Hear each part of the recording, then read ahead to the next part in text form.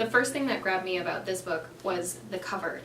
It's very scientific, it's uniquely done. I hadn't seen a cover like a great scientific take on the dragon anatomy, being very specific about it, and it made me have some questions. I at first had no idea what the genre of the book would be. Is it more scientific? Is it kind of like a mockumentary but in a novel form?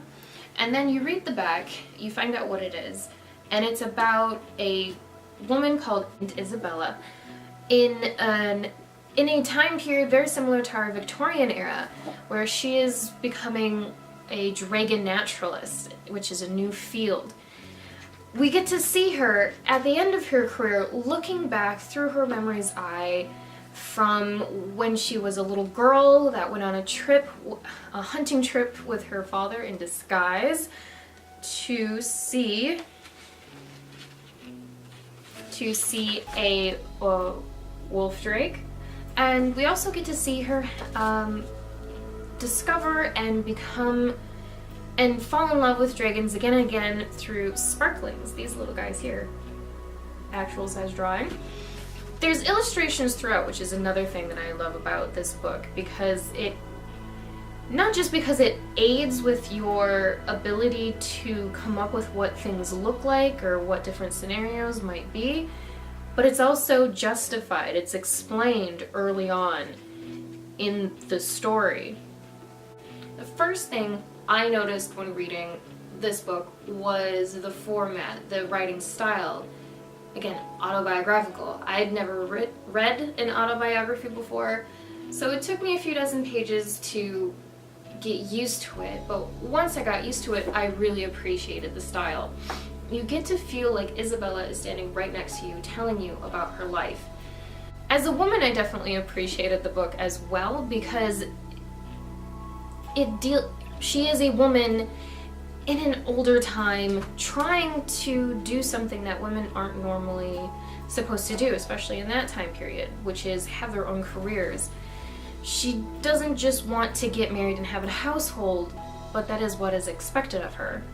Her father starts to look for suitors for her according to those men's libraries so that she can read their books and satiate her curiosity about these creatures through reading.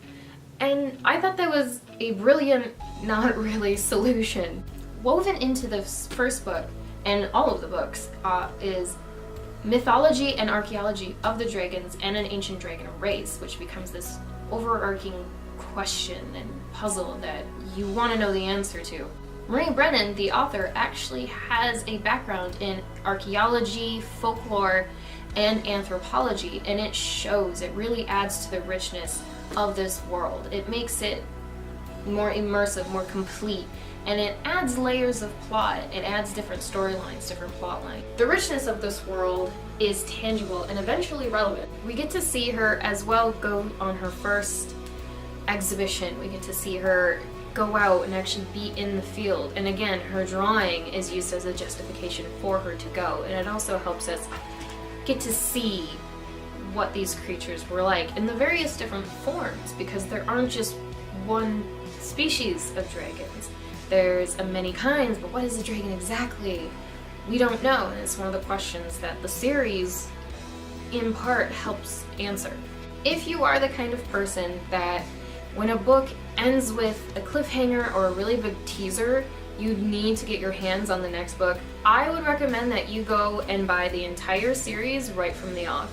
Each book is better than the last, each book is richer than the last, but each book also ends with a teaser.